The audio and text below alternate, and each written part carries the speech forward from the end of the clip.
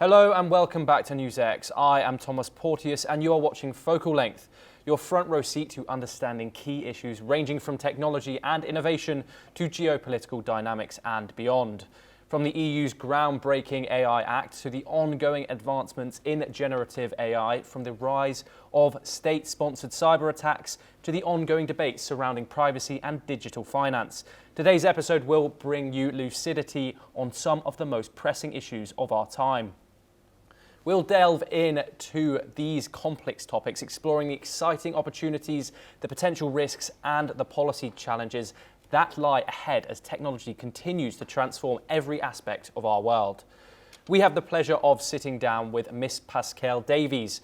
Miss Devies is a distinguished technology reporter with over a decade of experience in covering the ever-changing, evolving world of tech and AI. Miss Devies is renowned for her insightful analysis of how technology is shaping society and global geopolitical landscape. So without further ado, let's jump into our conversation with Pascale Devies. We will start with the EU AI Act, which has been generating quite a buzz lately. As someone who closely follows the tech landscape, how do you foresee this legislation shaping the future of AI development and regulation across Europe? So I think that it's an advantage and a disadvantage. At the moment, it's a little bit too early to tell, but from what I can see, by having clean data sets, so for example, unlike, for example, open source, OpenAI, they're kind of in legal challenges at the moment. So some companies, there's some copyright issues, etc. So if Europe has this clean data, then it has an opportunity to kind of really push forward in this. And businesses, particularly that use AI, they are then in the knowledge that they're using AI models that, they're not going to get into any legal issues or anything. So I think that's an opportunity for Europe to get ahead. On the other side, I see that for startups, putting in these regulations, I've spoken to a lot of startups in Europe, they're finding it can be a bit costly. So that can be a bit of a setback for them for AI development. And now I want to talk about the general population. So, for example, Apple's AI and Meta, they're not actually coming to Europe, which seems to be a little bit of a fear from those companies, a little bit about regulation from the Act, but also from Europe's data rules. And then to talk a little bit about the general population, I'd say that they are more protected as the EU AI Act is graded by risks. And to be honest, I think it is pretty fair and it's quite wide. It's not, overly strict, and it takes biases, etc., really seriously. So I think this is a good thing. And then also it can be a bit more paperwork, for example, for administrations and governments. They're going to have to check the algorithms and data sets to check for possible biases. So for them, it's more paperwork. So overall, I think there are advantages and disadvantages.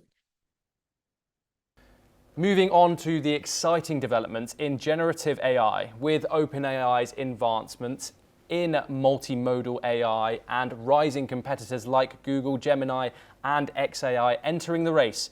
Where do you see the most exciting or perhaps concerning developments in generative AI this year? Okay, so I think it's hard to know because AI, firstly, it's moving so quickly. That it's difficult to predict, but what I can say is there's definitely a big shift to AI agents. So that's the idea that you've got an AI bot that can work autonomously and it will get to know you and your habits, etc. And one of the things they say, it can book travel, etc., book your holidays, and you wouldn't have to really take care of that.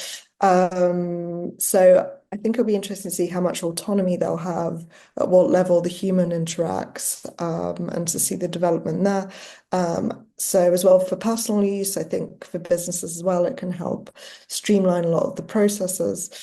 I think one of the really exciting things we've seen is the challenges for big tech, which we saw, just the start of this year, which with DeepSeek coming along, offering a cheaper and more energy efficient AI model. So I think this will be exciting to see, the challenge to big companies, also not just coming from the West, coming from different parts of the world, for example, India, which I know has a massive startup community, and seeing where they take off. I think that's going to be really exciting. And then I don't want to just talk about chatbots because AI is so much more. I think the real use cases of AI, so for example, for health or for sustainability, I'm particularly excited to see how AI can kind of help solve the kind of real world problems that we have at the moment. So I want to also, I know I've given a bit of a mix there, but some of the other worries at the moment, a term called artificial general intelligence, AGI, has been touted a lot, for example, by OpenAI CEO Sam Altman saying, it's going to come this year, next year. The term generally means it's a type of AI that can match or surpass human cognitive capabilities. So, it could be machines then building machines, which takes the human totally out of it. So there are fears that, once that happens, there's no going back. And also the other big fear is there's no guardrail in place, for example, ethics and humanity. So this is kind of one of the fears, but at the same time, this notion of AGI that's being boosted by, CEOs, a lot of that is also being criticized to attract investment. So how much truth is in that? We'll wait and see, I think. So I think it's an exciting year for AI ahead. Predictions is always difficult to bet on these things, but I'd say those are my main hopes and fears. AI's role in disinformation is becoming a growing concern, particularly with deepfakes potentially influencing elections. How do you think governments and tech companies can effectively tackle this challenge before it escalates? So I think that they're still trying to figure this out. I think for tech companies, specifically social media companies, they could be better at screening content moderation and content moderation for this. So I think, more guardrails in place. I think that's important from social media companies and the platforms that are posting this content. Also a big responsibility for the AI companies. So we saw OpenAI, they kind of brought out some of their video AI capabilities. And, one of the things they've done is they've made sure that it's only for the moment accessible to kind of the researchers, etc. It's not widely used. So I think rolling out slowly, not to the general public, is important. One other guardrail that's a lot been spoken about is watermarking. Whether this really works or not, it's kind of yet to be seen. And then I'd say the other thing for governments, what they can do is to really get that message across that, deep fakes, they do exist. This is how you can spot it. And I think it's also important that this message comes out because it's not just being used in elections, but it's also being used in fraud and cybercrime. So I think, the general message really needs to get out there. Talking about security, we've witnessed an uptick in state-sponsored cyber attacks, particularly targeting major European institutions. How prepared do you think both governments and businesses are to fend off these sophisticated threats? So I can definitely say for Europe, we saw a massive shift since the war in Ukraine, and that's because a lot of the attacks have been, or attempted attacks have been state-sponsored cyber attacks. So you've got a lot of startups, a lot of companies in Ukraine that really kind of boosted this and showed what they were doing. So that's a perfect example of, how many attacks it foils, which is a lot. And countries such as, Estonia, so, they used to be part of Russia, and once it left, then the tech really took off and developed, and Estonia knew this is something they had to develop.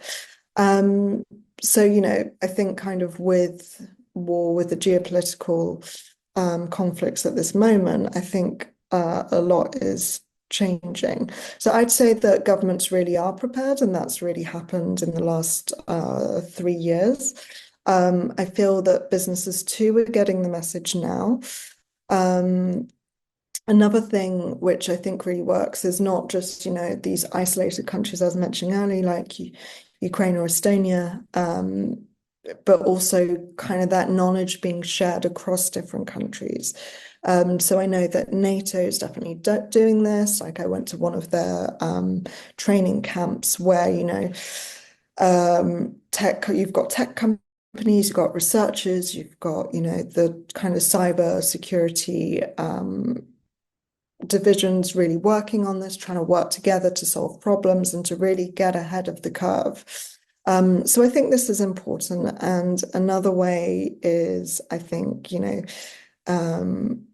kind of more work from the private sector and also academia with governments to kind of build this really kind of multi-dynamic kind of group to fight cyber attacks.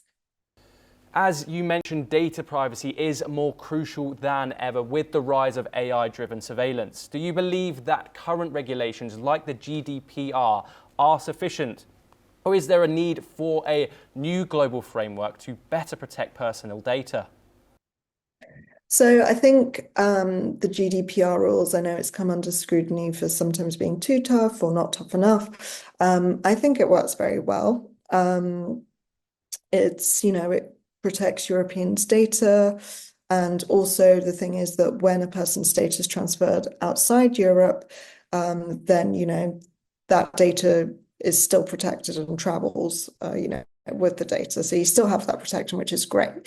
Now, I think on getting a global framework, I think that would be impossible. I don't see how that could happen because I think there's so many nations that have different views on, protecting data, or, a lot of criticism that comes from the US is there's too much regulation. It's so I don't think that's possible. So I believe that, each country can have their own.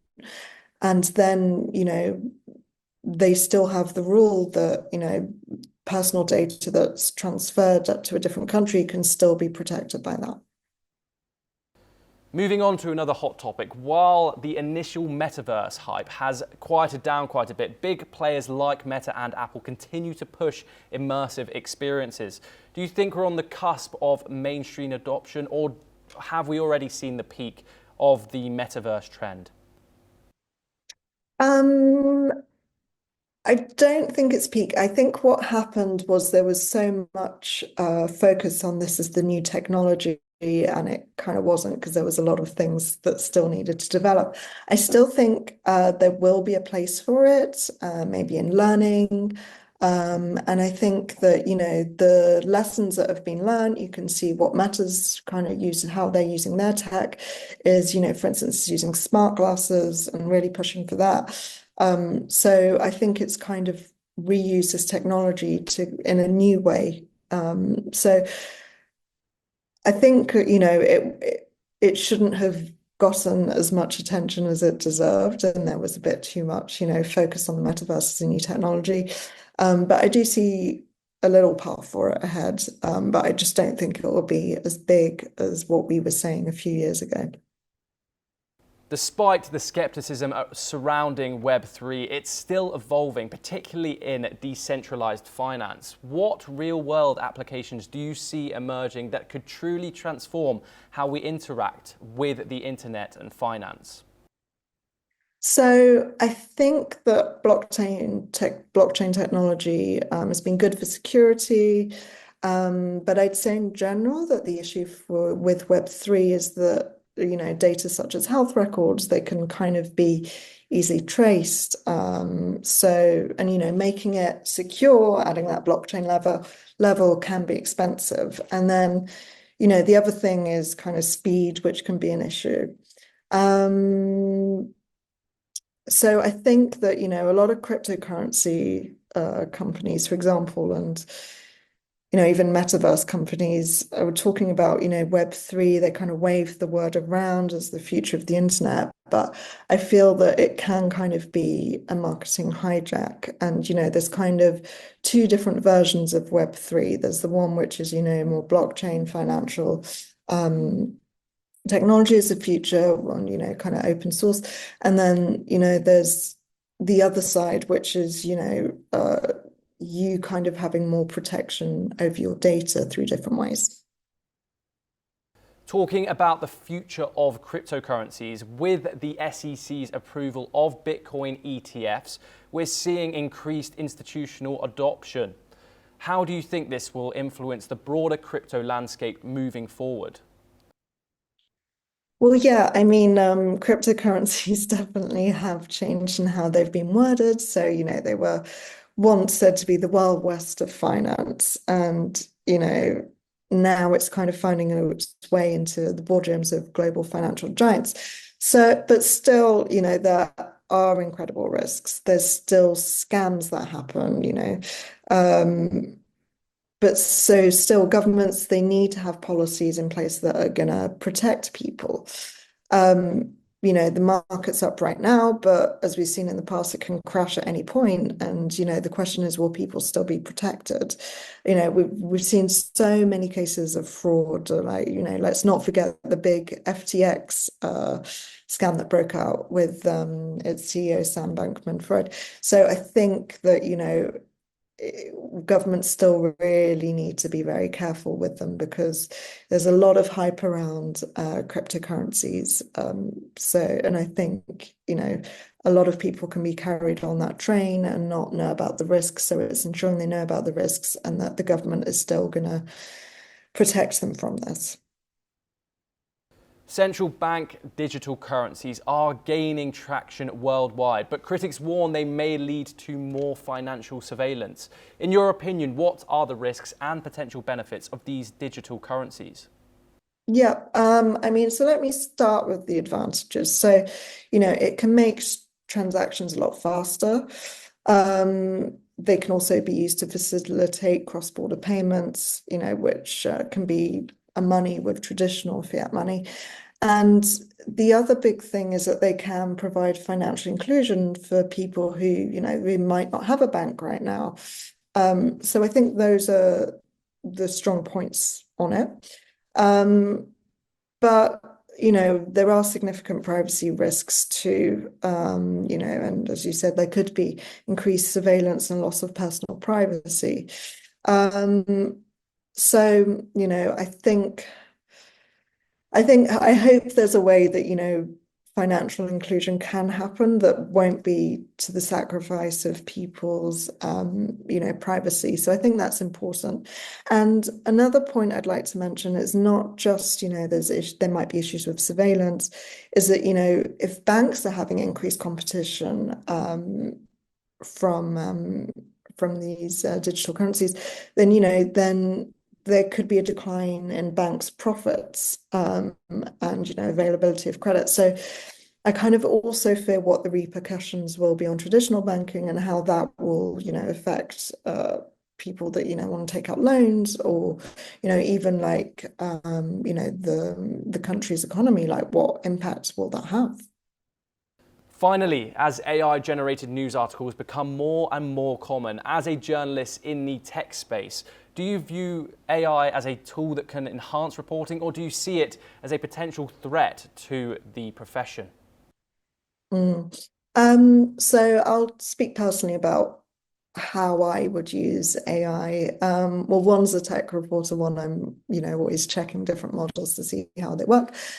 The other side is that, for very complex things, because, tech can get very complex and there are certain things that you might want to look up that, just searching on the web doesn't give you a good enough answer. So there are certain things that, have helped me out, which is when, I don't know, trying to define something very complicated in quantum computing, for example, it can help with that. Obviously, you still need to double, triple check everything because, AI can get things wrong. So that's important. But I think in that way it can be used. And then, the other thing I've seen is, some journalists using AI to write articles. And I think that's the biggest concern here, because once you take the journalist out of it, is it really journalism? Because the journalist has a job to really look at all sides of the story and present, kind of unbiased view. And we know AI can have a lot of biases, and we know that AI can get things wrong. So I worry that, because I see news organizations, the models are changing, costs are being cut, that if they're going to jump to AI, they're not looking at, the possible issues, of which there are plenty in using it. But for the moment, I think newsrooms are being very, very careful in their use of AI. They see that, it's not quite ready to be used in full deployment. So yeah, I mean, I worry that, some companies could do that if they're losing out on money, and this is cheaper than hiring a journalist. But at the same time, I think that, newsrooms are very cautious about this. I hope journalists are also very cautious about this too. So yeah, there's good and bad, but I think we need to really just really, use it as a tool and not to do our jobs. Thank you, Miss Davies, for joining us on Focal Length today. And with that, it's a wrap on this episode. Stay tuned for more discussions on the critical matters shaping our global future.